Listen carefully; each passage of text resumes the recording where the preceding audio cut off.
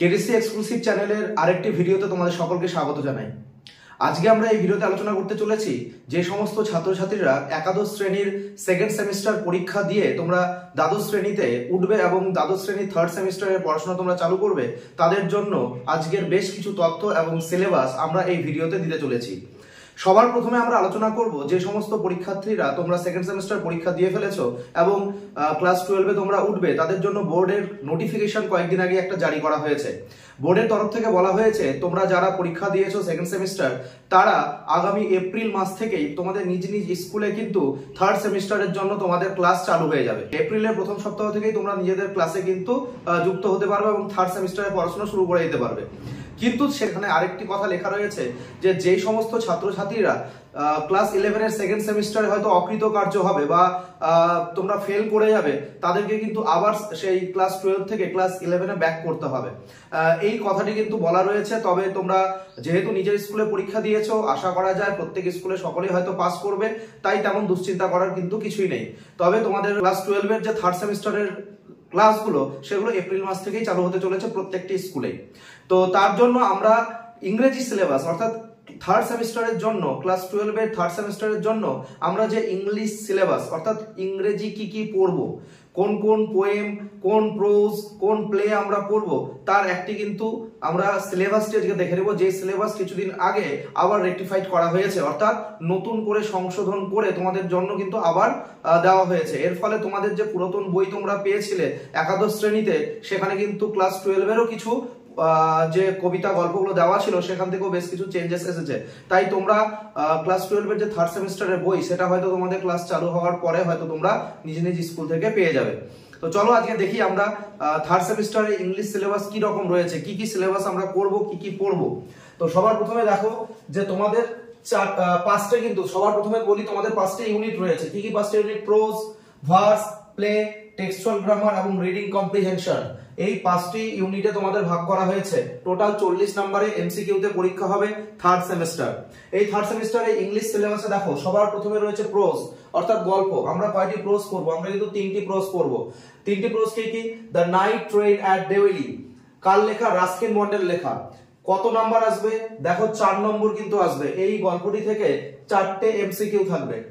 2 নম্বরে রয়েছে strong roots, APJ Abdul কালামের, তার যে আত্মজীবনী উইংস অফ ফায়ার, সেখান থেকে নেওয়া। এটি পুরাতন সিলেবাসেও ছিল। এখান থেকে কিন্তু তোমাদের 3টি এমসিকিউ আসবে। 3 নম্বরে এই গল্পটি কিন্তু চেঞ্জ করে নতুন রেকটিফাইড করা হয়েছে, নতুন সংশোধন করে এটিকে সংযুক্তকরণ করা হয়েছে। 3 নম্বরে আছে দেখো দ্য বেট। এই দ্য বেট নামক গল্পটির লেখক অ্যান্টন চেকভ। এই অ্যান্টন চেকভ কিন্তু একজন রাশিয়ান লেখক এবং তার যে নাটক দ্য প্রপোজাল, সেটি পুরাতন সিলেবাসে ছিল। এখান থেকেও তোমাদের কিন্তু 3টি এমসিকিউ করতে হবে, অর্থাৎ প্রোজ পার্ট থেকে। দেখো প্রোজ পার্ট থেকে প্রথম গল্প থেকে 4টি এমসিকিউ, দ্বিতীয় থেকে 3টি এমসিকিউ এবং 3 নম্বর থেকে 3টি এমসিকিউ। মোট কিন্তু আমাদের 10 নম্বরের এমসিকিউ আসবে প্রোজ পার্ট থেকে, গল্প থেকে। এবারে দেখো ভার্স পার্ট অর্থাৎ কবিতা। কবিতা আমাদের দুটো রয়েছে। দুটো কবিতা থেকে 5 করে 10 নম্বর। অর্থাৎ প্রথম কবিতা যা আমাদের রয়েছে আওয়ার ক্যাজুরিনা ট্রি। এই আওয়ার ক্যাজুরিনা ট্রি তরু দত্তের লেখা।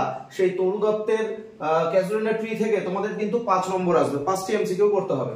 তার সাথে 2 নাম্বার ইউলিসিস, লর্ড আলফ্রেড টেনিসনের লেখা।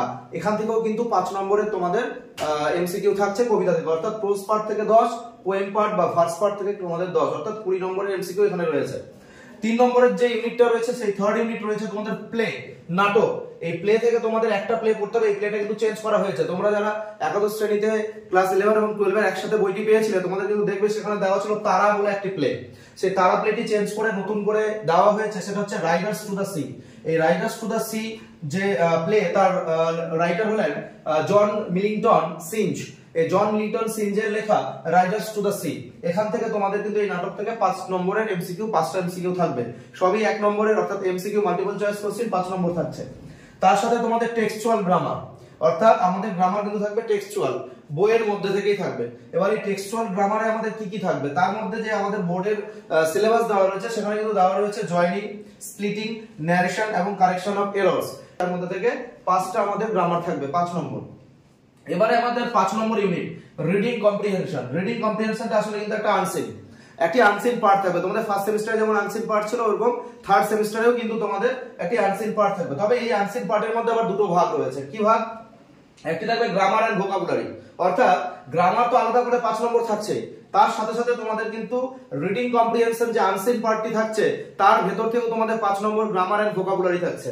সেই গ্রামার এন্ড ভোকাবুলারি 5 নম্বর এবং আনসিনের ভেতর থেকে যে কোনো 5টি প্রশ্ন কিন্তু দেওয়া হবে, কোশ্চেন দেওয়া হবে, সেটা হচ্ছে 5 নম্বর, টোটালে 10। অর্থাৎ আমাদের প্রোজ পার্ট থেকে আমাদের 10 নম্বর আসছে, ভার্স পার্ট থেকে 10 নম্বর আসছে, প্লে থেকে আমরা 5টি এমসিকিউ করব, টেক্সচুয়াল গ্রামার অর্থাৎ প্রোজ, পোয়েম এবং প্লে থেকে থাকবে 5টি গ্রামার, তার সাথে রিডিং কম্প্রিহেনশন আনসিন, এই আনসিনের দুটো পার্ট গ্রামার এন্ড ভোকাবুলারি এবং কোশ্চেন, এই গ্রামার এন্ড ভোকাবুলারি থেকে 5 নম্বর এবং কোশ্চেন পার্ট থেকে কিন্তু 5 নম্বর, টোটালে আমাদের 40 নম্বরের এমসিকিউ হতে চলেছে।